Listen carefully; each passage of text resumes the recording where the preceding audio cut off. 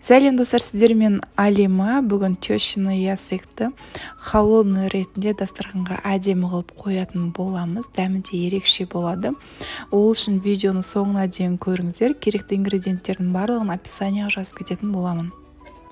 Бір дана баклажаннан жасайтын боламын. Баклажанымыздың бас жағын кесіп тастаймыз. Баклажанымызды тура видеодағындай кесіп бөліп аламыз. Баклажанымыздың қалыңдығы кескен орташа болу керек, қатты жұқа емес, қатты қалың болып кетпеу керек.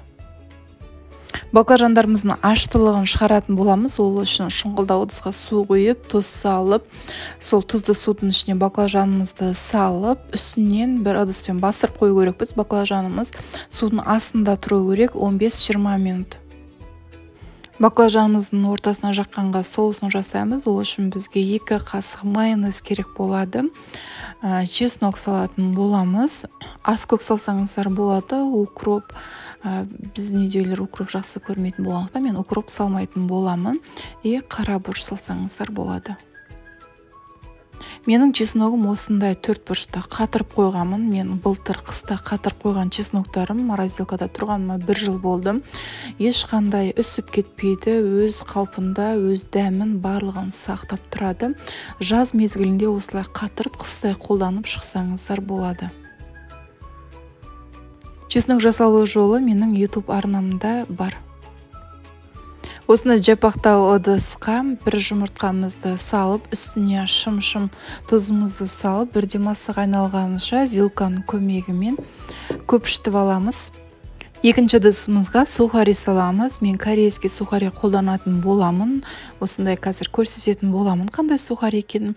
Осындай үлкен упаковкасын алсаңыздар, сіздерге 1 жылдан аса жарайтын болады. Бір упаковкасы 960 теңге Алматы қаласындағы оптовкада сатылады. Баклажанымызды суда 20 минут ұстадым. Осылай қарайып, аштылығының барлығы суға шығады. Енді баклажанымызды сығып аламыз. Содан кейін бірінші мен салфеткаға кептірмеймін. Бірден жұмыртқаға аунатып, одан кейін сухариге аунатып, қызып тұрған майымызға екі жағын 2-3 минуттан қызарғанына қарай қызартып қуырып аламыз.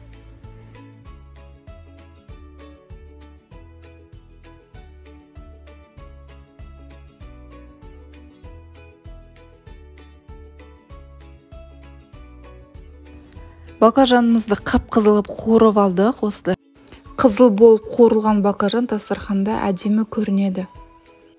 Листья салата керек, арасына саламыз, әдемі көрінеді. Баклажанымыздың майлылығы, майонезіміздің дәмі білінбей кетеді.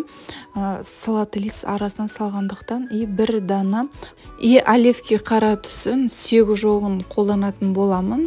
Оливкinin жасылда түрін қолдансаңыздар болады. Ол өте әдемі көрінетін болады.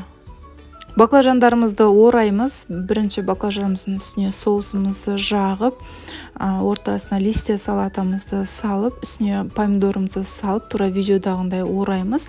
Үстіне осындай шпажканы қадап қоямыз. Негізінде мен нерде оливки үстіне салу керекпін, ұмыт кетіппін.